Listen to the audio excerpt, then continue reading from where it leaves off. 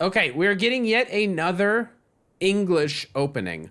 Wait, there was something that we could do against this with b5 eventually, but not right away. But I can't remember what that gambit is. So after this, let's try to come up with a new gambit that we can play against the English.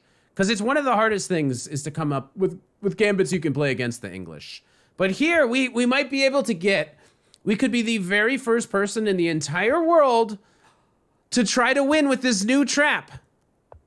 Nobody has ever won with this on the black side.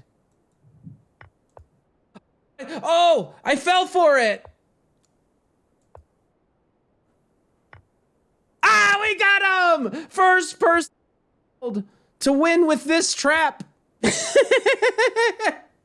Let's go.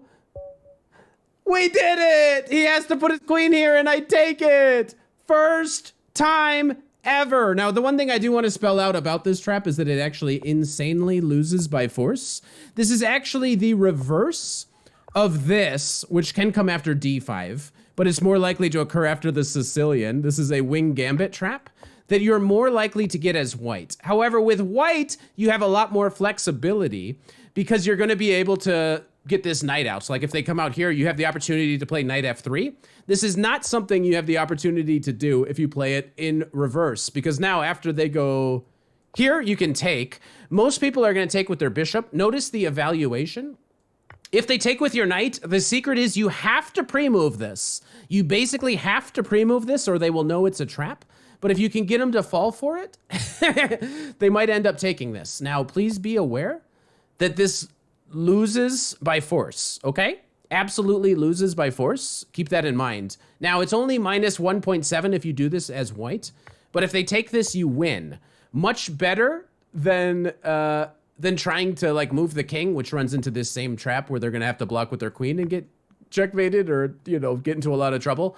Much better is to give the queen right away. After this move, you give the queen right away. And now we can take and give this check and we're going to win as white. So instead, if you do this as black against the English, you can get this very same thing. Now, has anybody actually done it? You don't have time to play knight f6, which is the most common move, if you want to play for this trap, just because of how it all works out. You need to get to here and take this. And now, after knight takes, we're down to 5 total games, where some people have played c6. Wait, this has actually happened 2 total times. But now after here, you should take and just accept that you're kind of like down material and okay, they're gonna have to go here. This is kind of the same sort of thing. They're gonna have to go here, but then they're doing quite fine. But instead after here, it's much worse than the other variation. So I knew that I was losing. I don't want people to think when they play the trap that this is something that wins by force. It's losing, you're taking a risk. Because now your knight is not on f6, they have this additional option of queen to g4. But if they take this, I just became the very first person to improve upon theory with bishop to b4, the novelty.